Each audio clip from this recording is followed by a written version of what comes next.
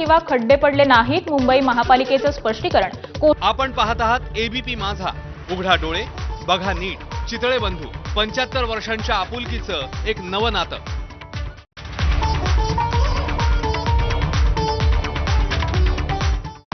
Headlines brought to you by Chitale बंधू।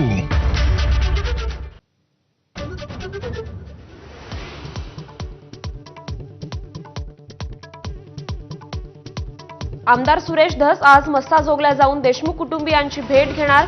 धनंजय मुंडेंच्या भेटीनंतर झालेल्या टीकेनंतर धस पहिल्यांदा मस्साजोगला जाणार। महादेव मुंडेंच्या कुटुंबियांनाही भेटणार।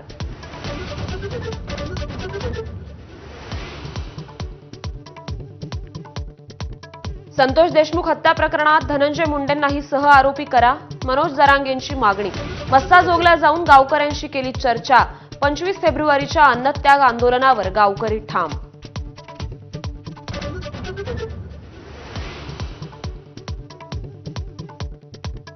अमित शहा आज पुणे दौऱ्यावर। नाशिक आणि रायगडच्या पालकमंत्री पदाच्या तिढ्यासंदर्भात तिन्ही नेते शहांसोबत चर्चा करणार असल्याची सूत्रांची माहिती।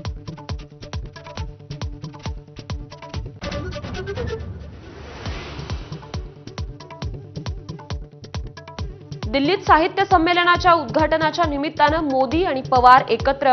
मोदींनी पवारांसाठी खुर्ची केली पुढे, पाण्याचा ग्लासही दिला। पवारांकडून नेहरूंची तर मोदींकडून संघाची आठवण।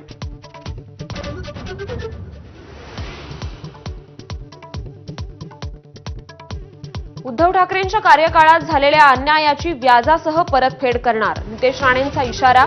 तर ठाकरेंचे सरपंच असलेली गावं टार्गेट करा, गाडीत बसून भाजप प्रवेश द्या, नितेश राणेंचं कार्यकर्त्यांना सूचना।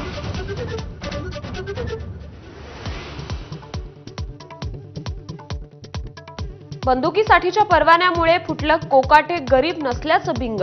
कोकाटेंचा राजीनामा कधी घेणार, विरोधकांचा सवाल। तर बावनकुळेंनी ठेवलं प्रक्रियेवर बोट।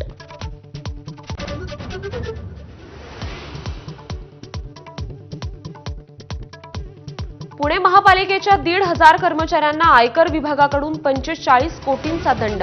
दंड वसुलीसाठी कर्मचाऱ्यांचे पगार 2 महिन्यांपासून बंद। टॅक्सची कामं लेखा आणि वित्त विभागाऐवजी बाहेरच्या सल्लागाराला दिली।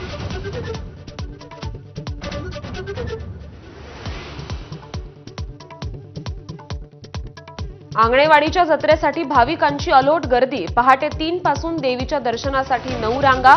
मंदिरालाही आकर्षक फुलांची सजावट।